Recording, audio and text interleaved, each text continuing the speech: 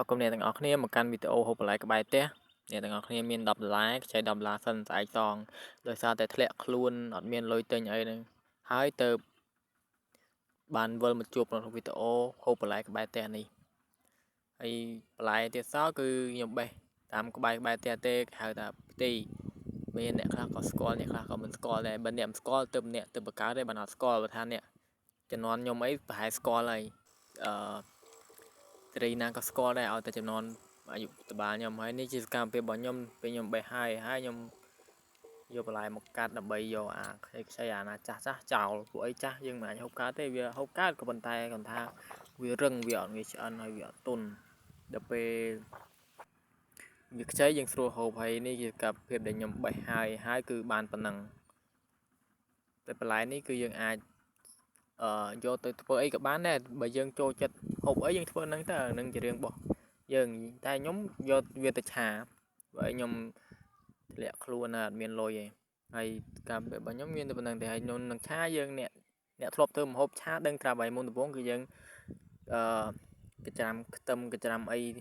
ទៅហើយមានគ្រឿងផ្សំមានអីដាក់អីច្រើននេះទៅប៉ុន្តែខ្ញុំអត់មានញ៉ៃញ៉ៃទេងាយស្រួលបែបខ្ជិលហើយគ្រឿងផ្សំរបស់ខ្ញុំមានតែអំបិលប៊ីចេងស្ករអីហ្នឹងឯងហើយទឹកត្រីខ្លាញ់អីហ្នឹងឯងព្រោះអីឆាដែលអត់បើថាអត់ខ្លាញ់មិនគេហៅថាឆាដែលណាគេឆាដាក់ទឹកហ្នឹង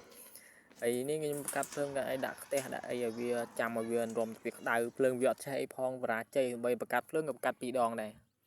ហើយនេះគឺខ្ញុំទោះពីក្តៅហើយគឺខ្ញុំចាក់ខ្លាញ់ចាក់អីតែស្ដាយកន្លែងហ្នឹងដោយសារតែខ្ញុំអត់បានថតមើលវីដេអូចុះក្រោមពួកឯងខ្ញុំថតផងអីផងអត់មានជើងកាមេរ៉ាមានអីទេដាក់លើឈើឲ្យថតហ្នឹងឯងមិន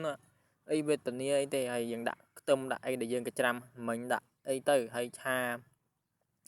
ដាក់អីទៅឲ្យវីដេអូរបស់ខ្ញុំវែងក៏ប៉ុន្តែដោយសារតែវាវែងពេកខ្ញុំក៏កាត់វាឲ្យខ្លីហើយដាក់សារវាទៀតដើម្បីឲ្យវាលឿនកុំឲ្យវាវែងអន្លាយពេកវែងអន្លាយយើងពិបាកវាចាច្រើននិយាយច្រើនទៅវាតប៉ែហើយនេះយើងឆាវាមើលទៅក្រហមអីឲ្យវាមកស្អាតអីហើយគឺយើងមានអីបាក់យើងយកបន្លែយើងមកយកមកដាក់ទៅចាក់ខ្វាច់ចាំតើវាឆ្អិនទៅបានហើយទោះពីយើងរងចាំវាឆ្អិនយើងក៏ឆ្លៀតទៅបុកទឹកត្រីដើម្បីធ្វើទឹកជ្រលក់បន្ថែមកុំឲ្យវាលក្ខណៈថាវាស្ទើអីទៅយើងដាក់ទឹកជ្រលក់បន្ថែមទៅហើយនេះគឺទឹកជ្រលក់ដែលខ្ញុំបុកមិញនេះគឺបានប៉ុណ្ណឹងគឺខ្ញុំធ្វើតិចអីទេអត់ធ្វើច្រើនទេណាធ្វើច្រើនវាសល់យើងស្ដាយហើយនេះដល់ពេលវាឆ្អិនហើយគឺវាឆ្អិនហើយខ្ញុំក៏ដួសដាក់ចានបាត់ហ្នឹងយូរមិនកាលណាដល់វីដេអូដាក់ចានអូននេះដល់វីដេអូដាក់ចានហើយខ្ញុំដាក់ចានហើយគឺខ្ញុំហូបវាតែម្ដងគឺខ្ញុំអត់បានហូបមួយបាយទេដោយសារពេលហ្នឹងបាយអត់ទាន់ឆ្អិនបាយកំពុងតែដាំជាងហើយខ្ញុំក៏យកមកហូបលេងខ្លួនទៅអានេះមើលទៅតំណងទេតែខ្ញុំអត់តំណងផងខ្ញុំហូបមើលទៅដូចតំណងឆ្ងាញ់តែអត់ឆ្ងាញ់ទេដូចថាចេះទ្រាំហូបទៅដោយសារយើងអត់មានលុយមិនមានលុយខ្ញុំហូបទេយីមែនណាហើយជាសារចុងក្រោយសម្រាប់អ្នកទាំងអស់គ្នាដែលខ្ញុំផ្ញើទៅអ្នកទាំងអស់គ្នាបើសិនជាអ្នកទាំងអស់គ្នាមាន$10ខ្ញុំសូមខ្ចីសិនឥឡូវខ្ញុំអត់មានលុយទេខ្ញុំដាច់លុយមែនតើអញ្ចឹងហើយបាទខ្ញុំធ្លាក់ខ្លួនហូបបន្លែក្បែរផ្ទះអញ្ចឹងហើយកុំភ្លេចបើមានលុយចែកម្លែកផង